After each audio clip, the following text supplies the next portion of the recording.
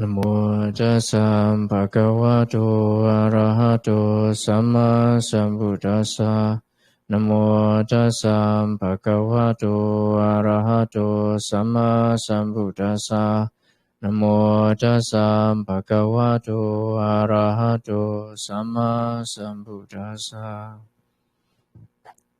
So last week lesson we learned the method how to deal with nodding off sleepiness when we practice meditation, and being awake is recommended for person who practice under the teaching of the Buddha, and because drowsiness, sleepiness is the kind of ignorance of the delusion, and such kind of mind is not good for ourselves, because it might lead us to be reborn in the woeful realms, such as the animal.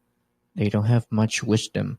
So that's just last week's lesson. So today's lesson is based on one real story happened in our temple. During the weekday, we have a group discussion, Dharma discussion among the community of member in the temple, the person who stayed at the temple, like the monks and the nuns. And during when I try to explain how to read Pali word, the Pali language, and the nun she just say that, oh, okay, don't try to explain too much, something like that, and you just I will follow whatever you say. So, but that's saying that word, it seems to be normal, but it would be dangerous if you will do whatever I say.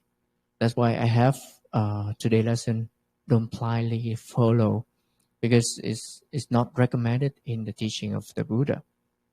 So today's lesson is based on one discourse in the Anguttara Nikaya, the numerical discourse. So in the Anguttara Nikaya, the numerical discourse, the Buddha talked about the 5 quality that the elder monks may act for the harms of many people, for the unhappiness of many people, for the rule, the harm, the suffering of many people, even a deva, the deities, or human beings. So what are these 5? So first, he's an elder. He's the monk who practiced for a long time. He stand as a monk for a long time. He look old, he look wise. That's the first one. The second one, he's the well-known person. He's famous one. And because he's famous, so many people follow him. He has many retinue, including the householder, lay devotees, and the monastic, the monks and the nuns. So many people follow him. Third one, because he's famous, so many people follow him. So because of that, he gained a lot of offering, like robes, like alms food, like lodging, like medicine.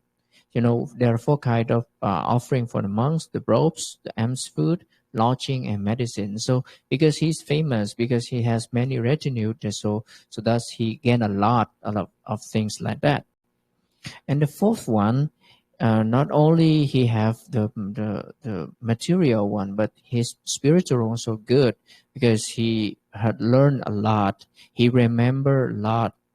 And he accumulates the teaching of Buddha a lot. Whatever teaching that is good in the beginning, that good in the middle, and good in the end, the right meaning would lead it to the perfect, complete, to the spiritual life. He know all of them. So what mentioned here is mean that he know the right Dhamma, he know the true Dhamma. He listened to all of the right and the true Dhamma, the teaching of the Buddha, and he remember all of them, and he tried to keep it in his mind, even recite verbally, and then investigating with his mind. So he's really good at the teaching of the Buddha, but it not come to his view. It not penetrated well in his view. So that's the problem occur. Because he listened a lot. He know a lot of teaching the Buddha. He recite a lot. He investigate a lot, but it does not come to his view. So he have wrong view. The fifth one is he has wrong view, and he has the distorted perspective. I mean, different from the way of the teaching of the Buddha is. So that's the problem occur. So how can it be a problem? How can it be a problem? So he might think that I am the elder. I be a monk for a long time. I'm a senior compared to other person, and such junior monk is not right. They are know nothing. I know everything. And then because of that kind of arrogance, because that kind of defilement in his mind, he can speak against the teaching of the Buddha. What is really the teaching of the Buddha? He may say, this is not right. This is the right one. But what he say is against the teaching of the Buddha. On the other hand, what is not the right teaching of the Buddha, he will say, this is the right teaching. Something like flip over. Because he have ignorance, because I know everything. I'm the senior monk. You are junior. You don't know anything. And what is the right practice? He may say it's the wrong practice, or the wrong practice. He will say it's the right practice. So that's the first one. Or he has a lot of retinue. He has many people follow him. He will look down on others. I have many people follow me. So I am. You don't have any person. You are not famous than me. So what I say is the right one. And because of that, he may say something against the teaching of the Buddha. Or he may think that I am the one who listen a lot. I know a lot. I have many certificates like doctor, like master of arts, something like that. And you are not getting that level. I have better than you. And because of that, he may speak against the teaching of the Buddha. The right one, he will say it's the wrong one. The wrong one, he may say it's the right one. Or because he can be biased by favorism. So this is my student, this is my teacher, this is my friend, this is my relative, this is my companion. So to protect those people, he may say something against the teaching of the Buddha because he favor such person. Or he may be biased by ill will. He think that this person harm me. This person not bring benefit for me. This person not bring benefit for my beloved one. This person is not dear to me. So because he hates that person, so he may say something against the teaching of the Buddha for his benefit, for his own benefit, because he hates that person. Or he can be biased because of confusion, because of ignorance, because favorism, ill will, or confusion, all of those things cover his eye. He don't see anything clearly anymore. The defilement cover his eyes, and because of the deluded, so he may say something against the teaching of the Buddha. Or he be biased by fear because he afraid that that person will harm him, will kill him, will do something bad for his own benefit. So he allow himself to sell himself to exchange the right teaching of the Buddha.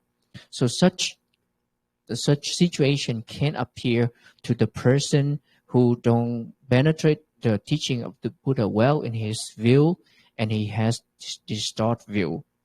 That's why in the Parivara, it is said that if because of favorism, ill will, fear, or confusion, he goes beyond the teaching, and because of that, his reputation is harmed, like the moon during the waning half month.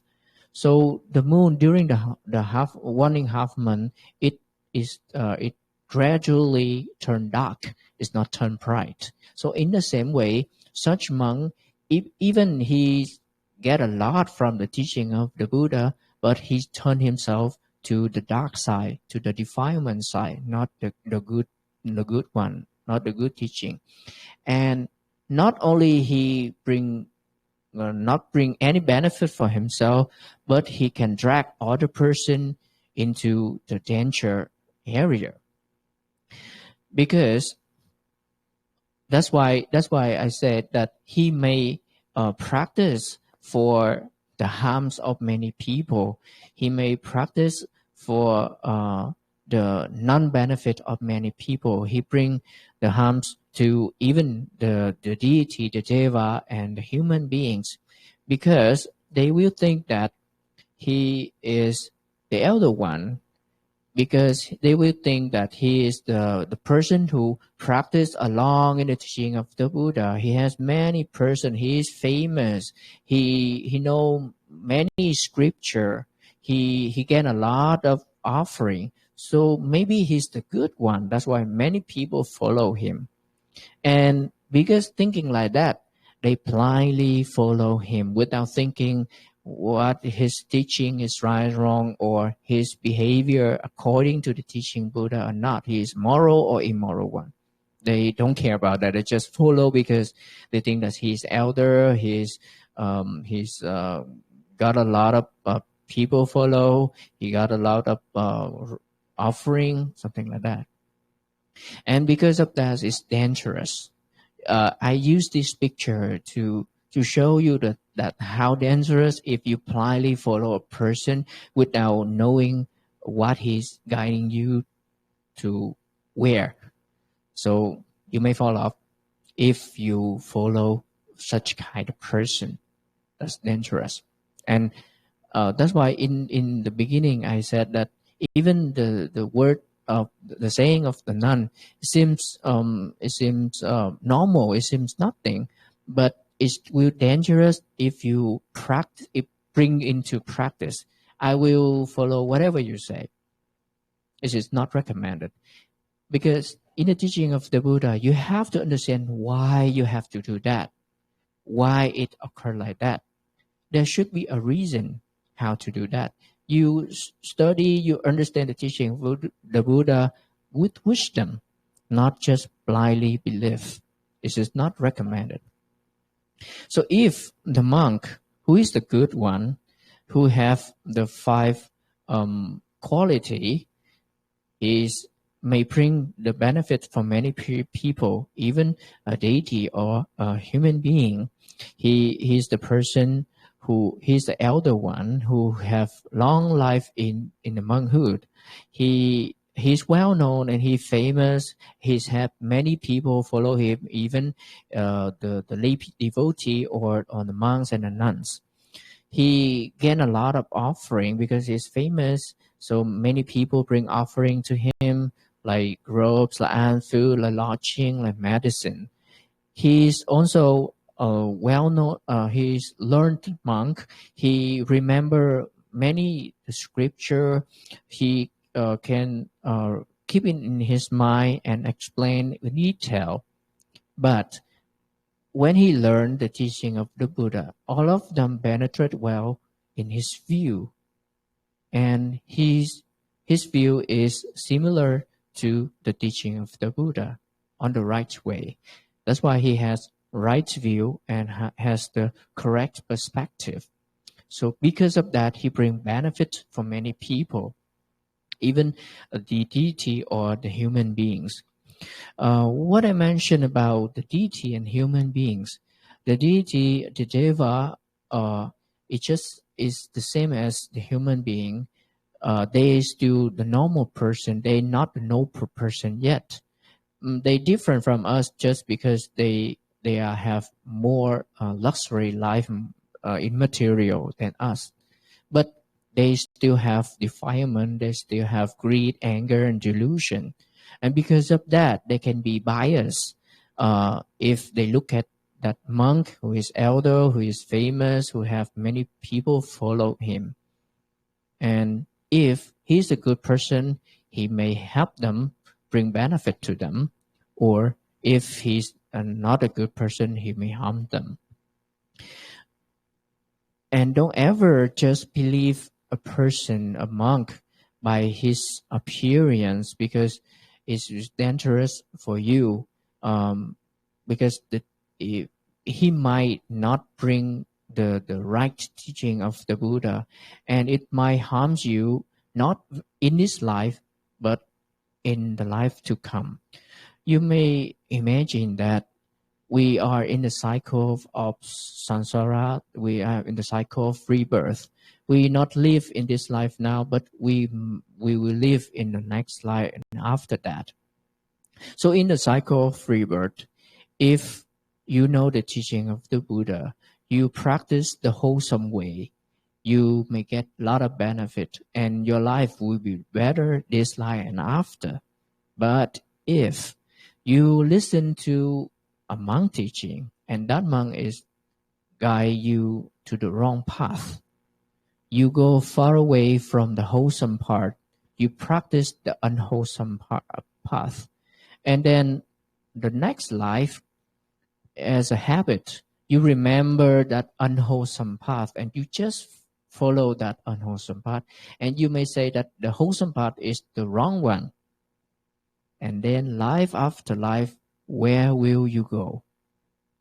You see, that's the dangerous if we don't use our wisdom to figure out which path is the right one and which path is the wrong one, and blindly believe on whatever the people guide us to. And don't ever believe just because that person appears morally or appears like a Buddha, just like the story written in the commentary of the Anguttara Nikaya. So that story tell about a man called Surambhatta during the time of the Buddha. So he's a follower of the ascetic during the time of the Buddha.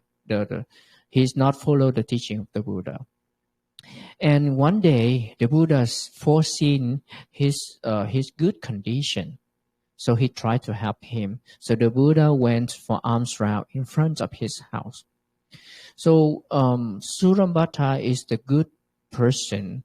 When he see the Buddha, he have the respectful mind. He has respect to the Buddha.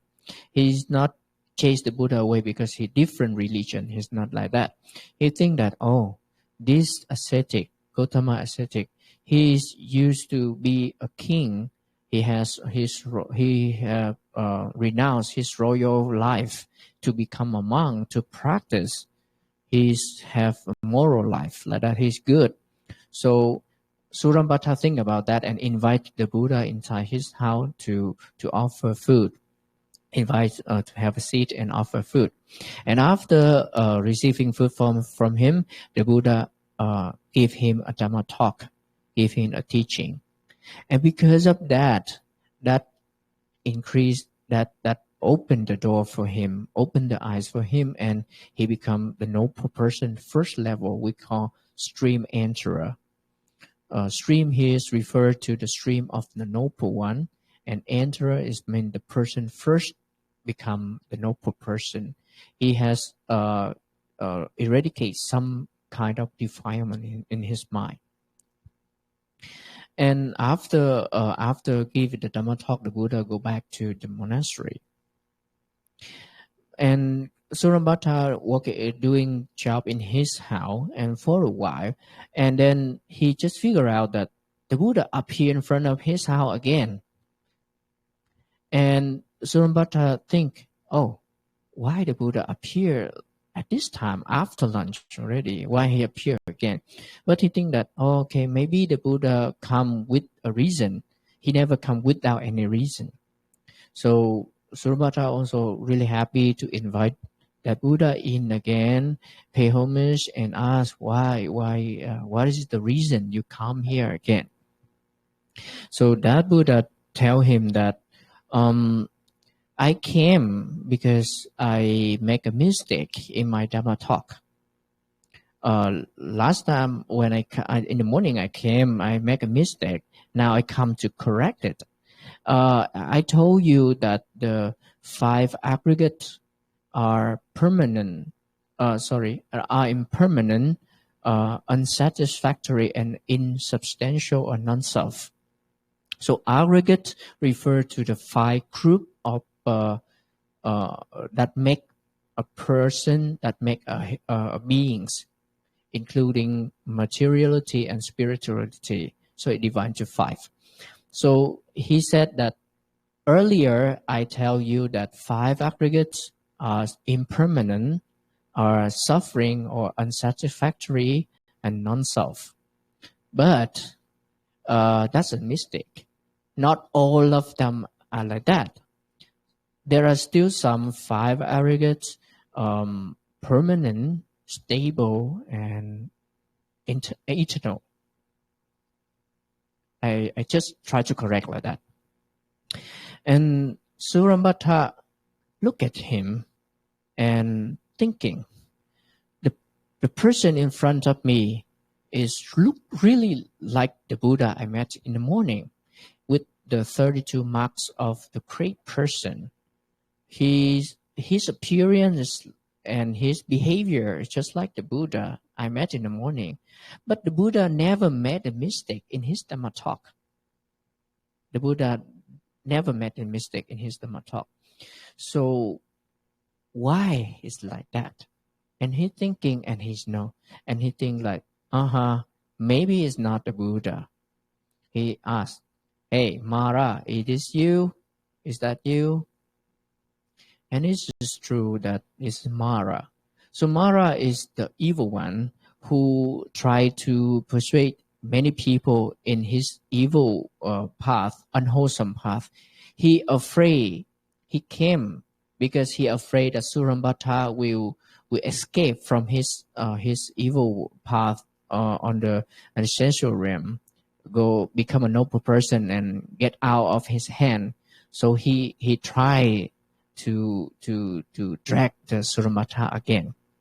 That's why he disguised as the Buddha. But Surambata, with his wisdom, he know this is not. And he asked, is that you, Mara? Is that you, Mara? And because of that, Mara just appeared, yes, I am.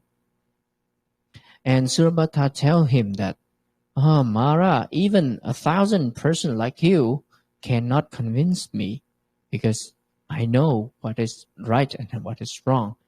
I listen to the teaching of the Buddha that all the conditioned things are impermanent. And because of that, I become a noble person. Because understanding that, I become a noble person. So you cannot convince me, even 1,000 kind of people like you. So just go away. You not belong to this place anymore. He chased away the Mara. So what the story? What do we learn from the story? Surambata listened to the teaching of the Buddha, and he practiced and he experienced himself. It is true. He not believe in the teaching of the Buddha just because he's the Buddha, but he practiced himself and he understand by his own experience. And because of that, he become a noble person. So that he cannot change his mind easily just because the person appear in front of him look like the Buddha. So my point is, nowadays there are so many many famous monks or nuns or lay people may tell that they explain the teaching of the Buddha, but we don't know they are really talk about the teaching of the Buddha or not. So should be careful and investigating carefully before we follow him or her. Don't blindly follow him just because they are famous, just because they has a lot of retinue, a lot of people follow them, or because they had a lot of certificate, like they are doctor, they are master, blah blah. Investigating carefully, and when you know that person give you the right path. Try to practice diligently until you experience the benefit from the teaching of Buddha thoroughly. So that's just my view, what I want to share today. Thank you for your listening.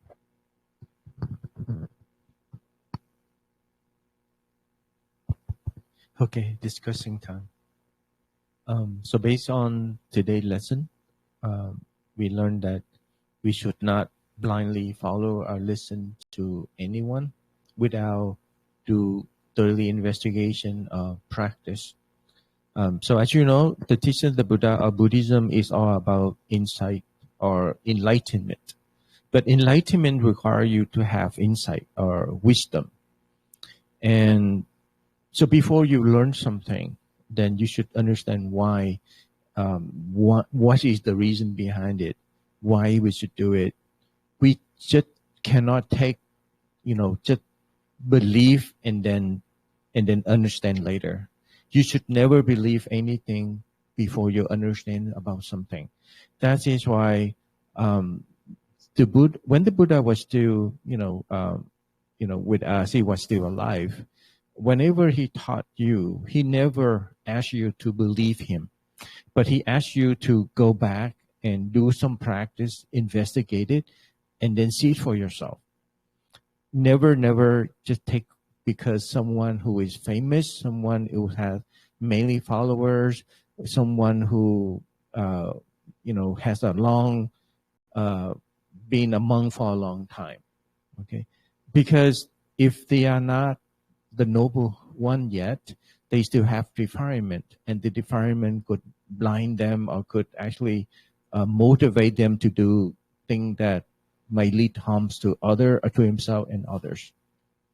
But then again, you might ask, like, how should we know that we are new to the teaching of the Buddha? How should we know who is the right one, who's the one who sees the right teaching and who is not? So how can we find out? Well, that's a very common question. So in Buddhism, we respect the morality, very truly respect the morality very much.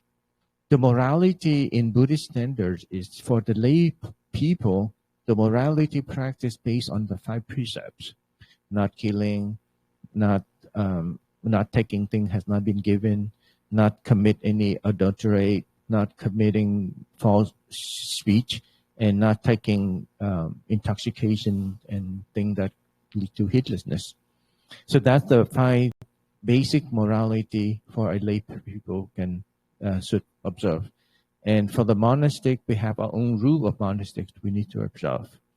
So a person who is well, who talk well, who teach well, who famous, but their basic morality is somehow lacking, then that's a question for you to need to focus on. In Buddhism, you may not, you may not teach well, you may not talk well, you might not have the, the influence, but the morality that you have is much better than what you do, because a person with good morality, whatever that person say, is worthwhile. During the Buddha time, way back then, a lot of people, a lot of noblehood like arahantship is the one who completely eradicate greed, anger, and illusion. They don't know how to talk, how to teach, but their morality is perfect. Back then, so many of them are like that. But if someone who we have now this day, we have many people, many monks, many nuns, many lay people can teach the teaching of the Buddha very well. They have their way of convincing you and captivate you with the teaching. But then again, behind the scenes, their morality is very bad. Very common, because the morality is the one is difficult to practice. And without the morality, you go nowhere. You might have the knowledge of what you read and what you hear, but you don't have the knowledge, the insight from the practice. And because of that, that's why your morality is very bad. So but then again, the morality you have to base on what standard. Some other faith have their own morality part.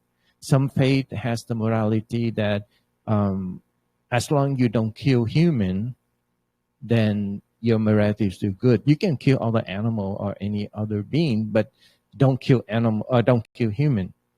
So that's the morality standard for that religion. But then again, killing is to inflict suffering or to threat other beings. And being other being, not just human being, but other beings, they're also afraid of suffering, and they value their life. They're afraid of they've been killed too. So if anyone who bring any kind of suffering to others, whether it's human or animal or non-human, is still considered not moral. So that's kind of morality that we talk about. I'm talking about here is Buddhism morality standard. Okay, no killing at all, no false speech at all. People say that, oh, wait a minute, false speech is something is very difficult to keep. A lot of people have white lie. A lot of people have to lie something to get them out of trouble, things like that. But then again, the Buddha is saying that you don't have to say something that gets yourself in trouble. You can be very skillful in how you say it without committing the lie, the false speech. You know what I mean? You have to be skillful. But if you allow yourself to lie, it could lead to many harm in the future. So basically, I give you this story from my own experience way back when I was in Virginia. I met one monk, considerably we call monk, because his morality is very horrible. But at that time, he was he's very skillful in teaching and talking. He's very clever with his, talk and teaching. So he has many, many followers, and myself included. As you know, being a monk, we have our own seniority based on the year of being a monkhood. So every year after you ordain, being a monk, after you ordain, every year counts as 1 year of seniority. Okay, so it added up. So every year, whether you practice or not, as the year goes by, add up the number of the year. It's called the seniority, right?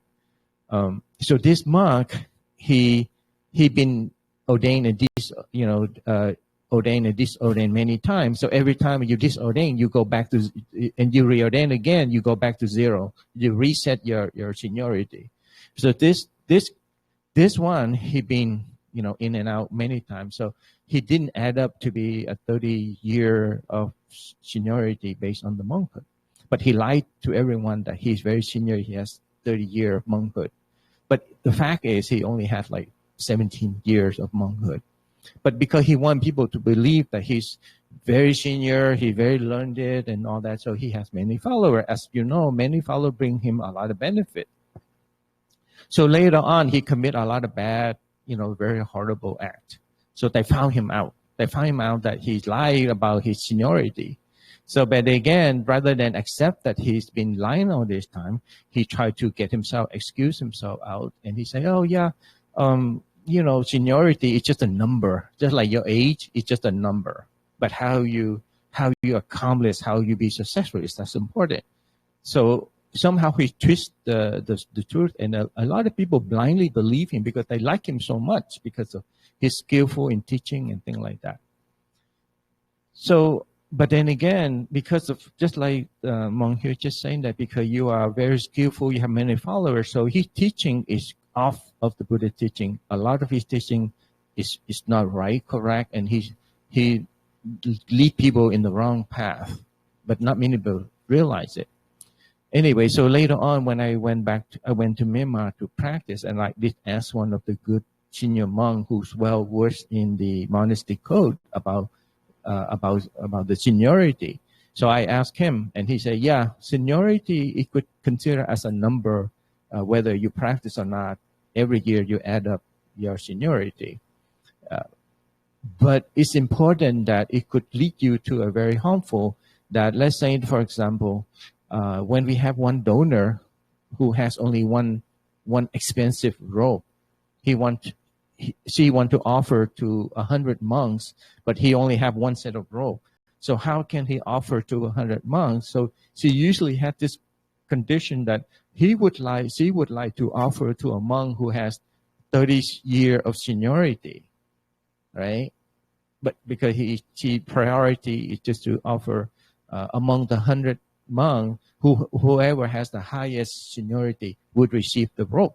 So let's say that happened that this monk has end up 30 years of seniority is the highest one, but the other one lied that he's only 17, but he say he's 30. He end up receiving the gift. But then again, that gift meant for a monk who has 30 years of seniority. So he lied about it. And when you lie, there's a detrimental offense of a monk who lie that commit the stealing part. So he actually stealing a gift because he lied about his seniority. But because he's still a product that worth, some value, he completely get, how's it go? He's dead at arrival when he commit that offense. Whether people know it or not, he no longer been a monk, right? So that's very detrimental when you lie something like that. So turn out that this so-called monk is very skillful teaching and very clever, and he have many followers, but his morality is not good. It's broken. It's horrible. So there you go. Based on that, this person who commit lying, and worst of all, commit the detrimental offense of taking things that has not been given. So that tell you that the morality is bad. That's not worth listening to. So you have to be very careful. And why is it that important that the person who has manner of not teaching correct? If you guide someone in the wrong direction, in the wrong teaching, you might end up harming them. Not only they messed up in this life, but they will be messed up in many lives to come. Because in Buddhism, we believe in the cycle of rebirth based on your action. Huh? That's why it's important that when you learn something, we are encouraged to ask why, the reason, and then you learn, you listen it all, and then you bring into the practice and see it for yourself. That's the quality of the teaching of the Buddha is you have to experience it and then be a believer. Don't just listen and then believe. Don't listen because this person talks so well and give you a lot of promise. You have to put into practice. That's why this lesson is to, encourage you not to practice blindly. I don't listen to someone blindly. Never take it, like just believe it and then understand later. No. You have to understand it and then believe. That's why in Buddhism, so different from other faiths is that if someone who wants to be a Buddhist, that person has to understand what it is, what Buddhism is and what benefit it will bring and all that. And with all that, the teacher might not perform the initiation for you because they want you to totally understand what the teaching of the Buddha, what benefit it bring. Then in that time, they will perform you they will give you the procedure to become a official Buddhist. Otherwise, they won't accept. So there's no how's it called? Evangelism, like missionary, that you force people to become a Buddhist. Yeah, like that. In Buddhism, there's no such a case. Yeah, and that's important. And the reason in this story, the man, the lay person, what's his name? Surimata. He not easily convinced when someone say otherwise, because he already, after he listened to the teaching of the Buddha, he become enlightened already. The first level of enlightenment we call Sotabana or stream entering. The quality of a stream entering or Sotabana is that their faith in the teaching, the faith in the confident in the Buddha, the confident in the teaching of the Buddha, the confident in the community of the monk is unshakable. Why is it? their faith is unshakable. Why is it? Is it because they so respected the Buddha, so respected the teaching that they just, have confidence in it and unshakable? No. They unshakable because they experience it. They have the taste of it already. That's why if anyone say otherwise, it's not true anymore. If you, for the first, and let me ask you this question, it make it easy for you to understand. Do you know the fruit called durian? Very smelly. You haven't eaten it. You know of it, right? But you haven't eaten it. But if you haven't eaten it, then whatever people tell you, you may be a little bit skeptical or, thing like that, right? But once you have the taste of it, and then someone else will say something different from what you experienced it, you will know right away that is not correct. But if you're not having a taste of it, then you may have, shaky thought, right? Like that. So for this devotee, he has the taste of the true teaching of the Buddha. So when he hears someone say something different, he recognizes that is not the right one. But then again, because he has the fortune of meeting the Buddha and learn the true teaching. But without it, now that the Buddha is not here anymore, he already entered Nibbana. So we have no one to teach you, but his teaching is still available. Then you just follow the procedure for yourself. You learn as much as you can, and you put into a practice, and then you will see the result. That's make you a believer. Okay, don't just listen people blindly. Like today, you come here, I guide you how to meditate and all that. Don't take my word for it. Put into the practice, and then see for yourself. Okay, that's the safest way to do it. Otherwise, you might fall into the cliff if you don't follow the instruction. Yeah. So Buddhism is all about wisdom. It's about insight. Then, because you have insight, you can be free from all kind of suffering or defilement. You have insight, you can improve your way of living, your occupation, your study. Without insight, you are called ignorant person. Ignorant here, that doesn't mean you are like stupid or idiot or anything you don't know how to do. You can be very intelligent, but if you have wrong view, then it's still considered ignorance. Like that. Okay. So you have any questions? Yeah.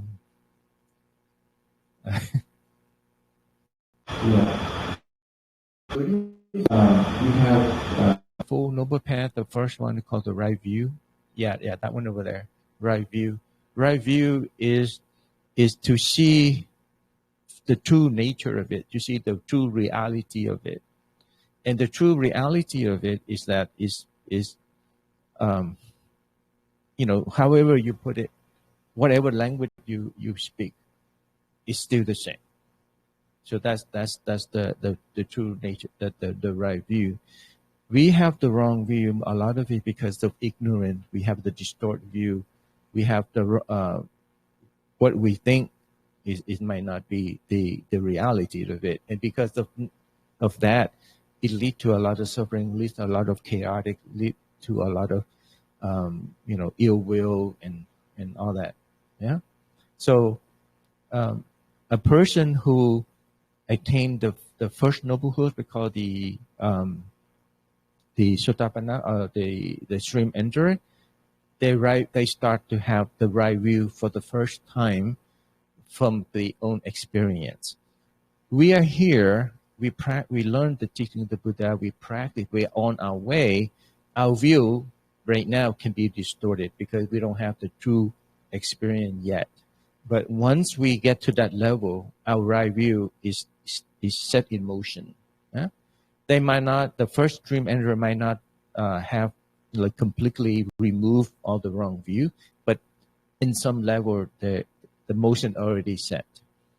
When the person who truly had the right view from experience, what we call Sotapanna or the stream enterer, all the gross, coarse, greed, anger, delusion already been removed. So that person no longer have a wrong view about the cause and effect. Like there is no result in whatever the action. They no longer have this kind of view.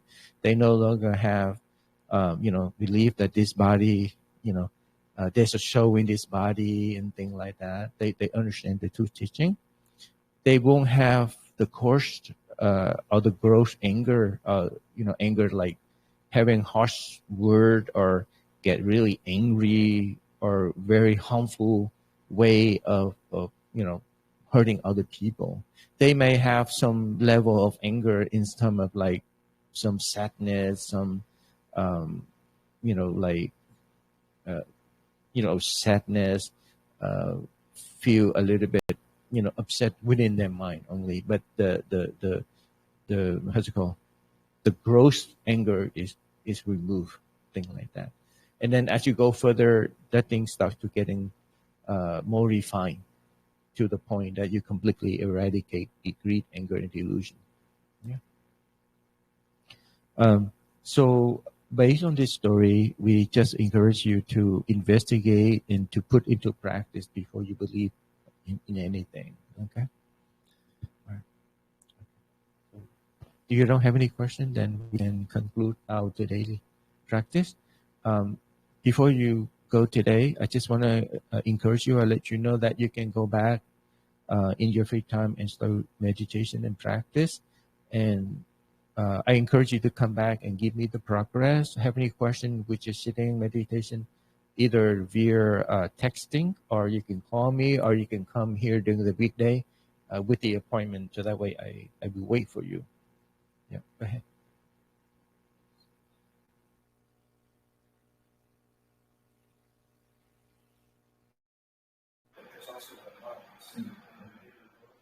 Well, it's all about the in-breath we call anapanasati.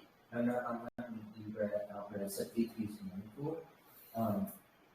So whatever the respiratory, we take in the breath and all that, anywhere, it's still the same, but you need to pick one part, like the sensation, going into your breathing, or the awareness of the breath, the breathing in and the breathing out.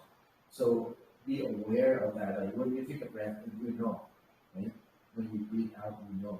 That's the way it is. In some technique, people use called the fall and rise of the abdomen.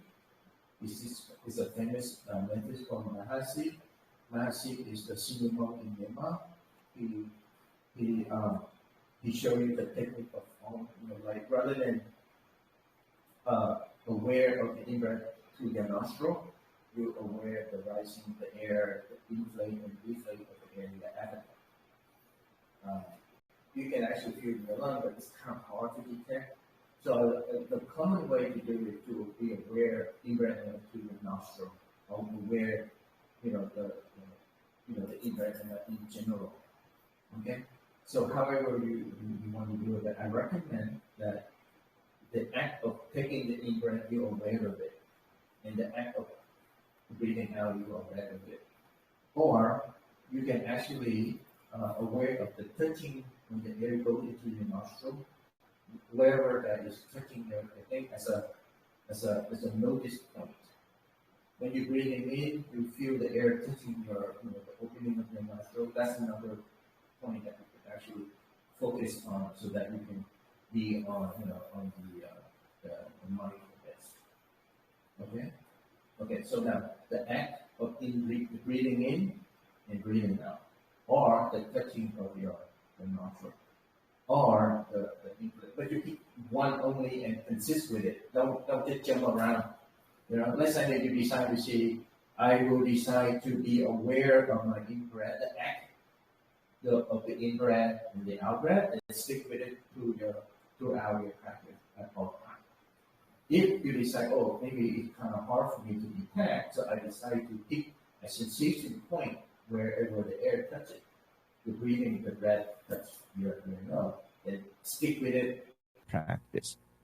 Or you say, okay, I will follow the Mahasi technique by aware of the inflate of my abdomen and deflate of my abdomen as I breathe out. Then stick with it for the rest of your practice. Don't jump around, otherwise you might lose track and then distracting you. Okay. So that's the breathing. So what else you have? Oh, this one, the Abhidhamma? Okay. Abhidhamma, this one here, as you know, the teaching of the Buddha will be clarified in three. We call the sutta or the discourse that he often excerpted. That's called the suttas, tipika. The second one, the second part of it is the monastic code called Vinaya, the monastic code conducting the or govern the monk life. The third one is the Abhidhamma. Abhidhamma is called the high teaching or the higher teaching. And that little chart there with the little dot is from our four teacher from in Vietnam who kind of summarize it and more like use it as like a legend. You know about the legend, right? The legend with the little dot symbolize what it means. So that would be like a legend that remind you, of the moment of the mind. So let's say that in the greedy mind, we will divide it in three parts.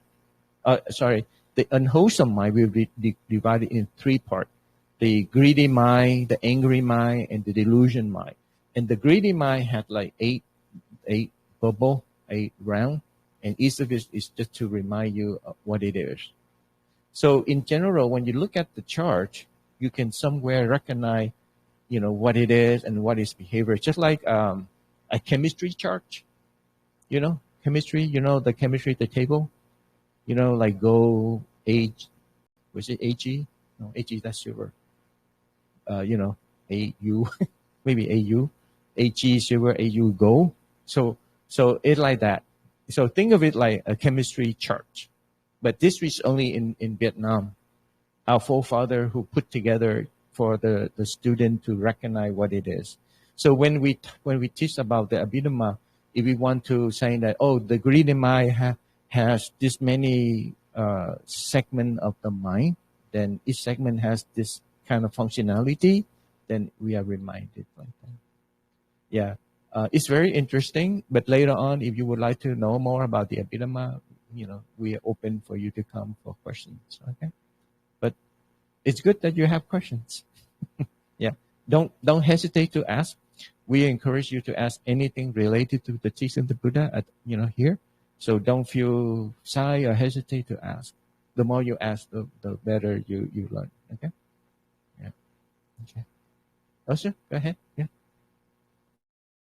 And I like to say the goal of Buddhism is to attain enlightenment. But what is the difference between enlightenment and nirvana? Is nirvana a place or is it? I don't understand. Okay. Nibbana is the same because different dialect. Nibbana is the state of mind, not a place to go to. It's a state of mind. And this state of mind is free from the conditional, because the Buddha teaching that all things in the world is been subject to conditional. If all the conditions factor in, something will happen. So Nibbana is free from that, free from all that conditional things. And a person who's free from greed, anger, and delusion, they are actually enjoying the Nibbana state of mind. Make any sense? It's a very blissful. Is the happiness they feel is not being conditionalized. Make any sense? So Nibbana is the state of mind that's free from all the conditions that make things happen. Makes sense? Okay. And the enlightenment is to truly understand the true nature of it. You're no longer being asleep or like dreaming or something that you, let's say, for example, someone who is not being enlightened or attain enlightenment, would be like you are tumble in the dark room. You don't know whether you guess a lot, but it might not be exactly what you guessed until the light turn on and you see exactly, what is it that the chair in the way that you should walk around it or be away from it. Otherwise you hit the chair and hurt yourself. So a person who's not been enlightened yet will be in the dark room. He doesn't know there's a chair in front of him, and he walked through. He tumbled it, and he hurt himself because of ignorance, because you don't know. That's exactly what we are facing now. Why are we facing so much suffering? Because we don't know the right thing, the truth about things. We keep tumbling on to the wrong thing and then hurt ourselves. Later on, when you understand the teaching of the Buddha, you awake, or you enlighten. You will you move away, or you walk away from the thing that could actually lead to suffering. Make any sense? So enlightenment, think of it like a room with light. Unenlightened thing is the room without light, and as you know, room without light, you might tumble on and hurt yourself. That's the difference. Nibbana is the result of it. Okay? Right? Got it? Okay. Okay, so you don't have any questions? Please come up with more questions. Don't be shy. You are encouraged to ask as many questions. You can even ask questions that might offend me, but I will tell you whether that thing is not appropriate or not, relatively about myself. But if it offended me, it would be my problem. But I would tell you, like, it's not appropriate to ask this kind of question. Okay? So ask as many questions as you can. You are encouraged to do so. Okay? Now we doing chanting and share marriage.